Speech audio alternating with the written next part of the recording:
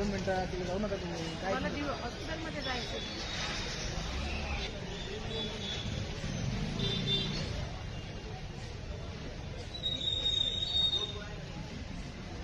त्या ठिकाणी गोळीबाराची घटना घडलेली आहे. संबंधित जो व्यक्ती तो जखमी असल्याचं कळत आहे. त्याची प्रकृती कशी आहे आणि एकूण घटना काय घडलेली आहे?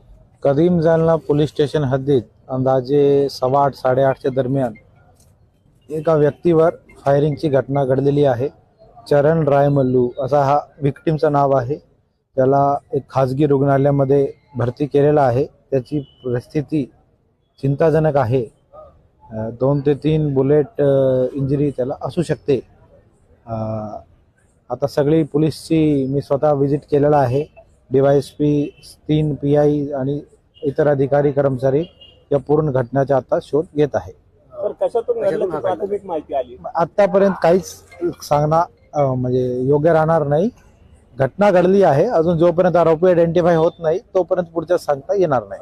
साधारण किती आरोपी होते आणि कशा प्रकारची घटना घडली? आता प्रायमा फेसी एका कुठली तरी मोटरसायकल किंवा स्कूटीवर आले. 2 ते 3 2 असेल 2 किंवा 3 ऍज ऑफ नाऊ सांगता येणार नाही जोपर्यंत आयडेंटिफाय होत नाही. हा जो चरण आहे हा एकटा होता का आणखी कोणी युवक वगैरे? तो एकटा होता. त्याच्या मोटरसायकलवर होता. कारण वगैरे अजून आमचा डिटेक्ट नाही झालाय ना. आता लेटेस्ट 1च तास झालाय. आरोपी निष्पन्न झाल्यावर हे सगळं कळेल कोणी केला काय केला. सॉरी, घटनेचा परिसर वगैरे कुठला काय? हा कदीम जालना पोलीस स्टेशन हद्दीतला आहे. घाटी रोड परिसर म्हणतो आपण. प्रकृती चिंताजनक आहे. प्रकृती चिंताजनक आहे आणि डॉक्टर सगळा त्यांचा करता येईल आज.